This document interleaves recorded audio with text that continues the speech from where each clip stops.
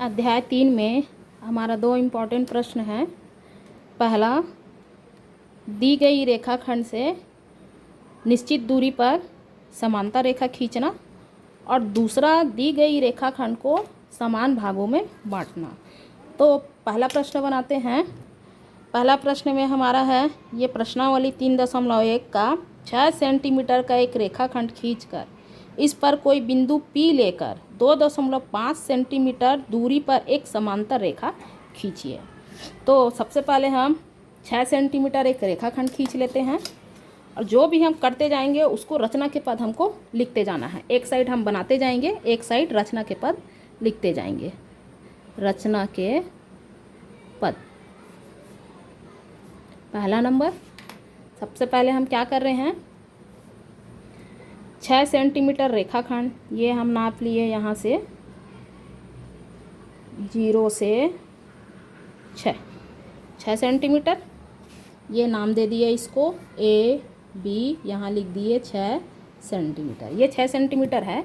अब रचना के पद में लिखेंगे रेखाखंड AB बराबर 6 सेंटीमीटर खींचे। ये लिख दिए। अब क्या करना है, इसमें हमको एक बिंदु P ले लेना है। ये बिंदु P ले लिए यहाँ पर। इसको भी हम लिखेंगे दूसरे नंबर में, रेखाखंड AB पर बिंदु P लिए। अब इस बिंदु P पर हमको लंब रेखा खींचना है। लंब रेखा खींचने के लिए क्या करते हैं, इस बिंदु P को केंद्र मानकर रेखाखंड AB में हम एक अर्धवृत्त बनाएंगे।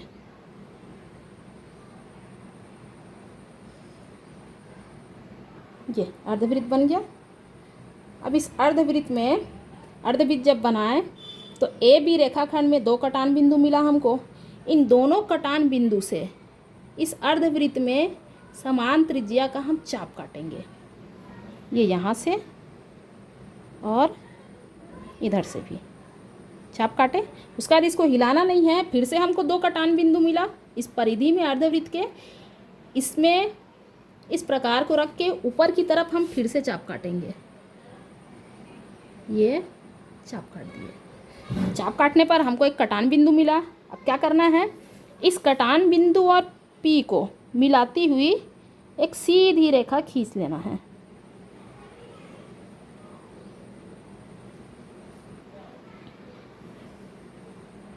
ये खींच लिए। ये जो रेखा हम खींचे हैं ये हमारी लंब रेखा है।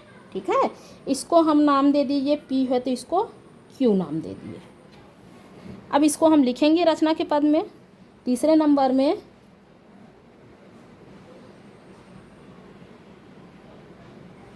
बिंदु P से बिंदु P पर लंब रेखा PQ खींचे। कैसे खींचे ये नहीं लिखना है, उसको लिखने पर बहुत लंबा हो जाएगा। तो सिर्फ लंब रेखा खींचे ये लिख देना है। अब उसके बाद हमको क्या करना है, इस बिंदु P से 2.5 सेंटीमीटर की दूरी पर समांतर रेखा खींचना है। तो हम 2.5 सेंटीमीटर नाप लेंगे।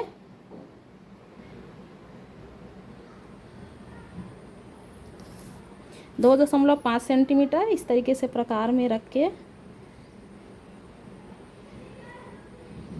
ये 2.5। अब बिंदु P से ये 2.5 यहाँ तक नाप लिए, और यहाँ पे हम इसको नाम दे दिए C, और ये दर्शा देंगे यहाँ से यहाँ तक 2.5 सेंटीमीटर है। ये मेरे को थोड़ा तिरछा लग रहा है, इसको फिर से देखेंगे करके।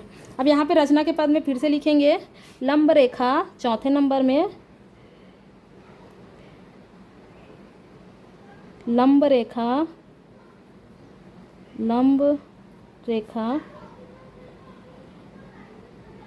PQ पर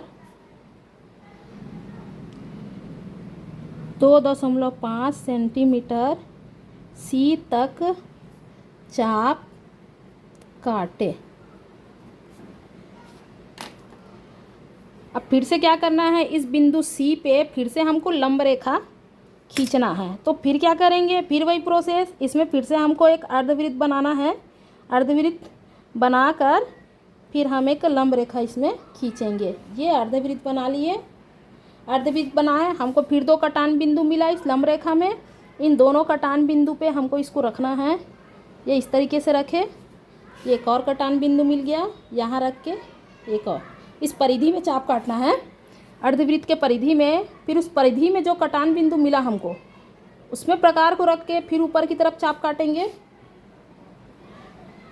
ये इस तरफ ऊपर की तरफ चाप काटे। अब हमको एक कटान बिंदु मिल गया, इस कटान बिंदु और सी दोनों को मिलाती हुई एक रेखा हम खींच देंगे।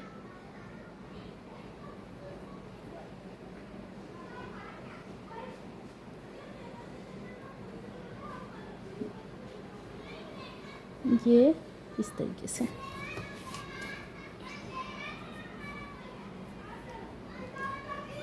इसको हम नाम दे दिए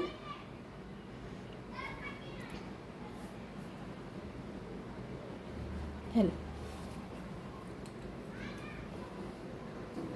इसको फिर से हमको रचना के पद में लिखना है। ये 5वें नंबर पे हम लिखेंगे, बिंदु सी पर लंब रेखा एल खींच लिए। अब हम देखते हैं ये दोनों की बीच की दूरी हर जगह समान है। ये ए बी और जो लंब रेखा है हम नाप के देखेंगे, दोनों की बीच की दूरी हर जगह समान है। देखो यहाँ पर भी समान है, यहाँ पर भी 2.5 है, यहाँ पर भी ये 2.5 है, और यहाँ पर भी देखते हैं तब भी ये 2.5 है। मतलब समांतर रेखाओं की बीच की दूरी हर जगह समान होती है। यहाँ पर भी दोनों की बीच की दूरी हर जगह समान है। अतः जो हम रेखाखंड खींचे, रेखाखंड ए बी समांतर एल, ये समांतर है। इस तरीके से हमको समांतर रेखा खींचना है। ठीक है। अब दूसरा प्रश्न इसके बाद बनाते हैं।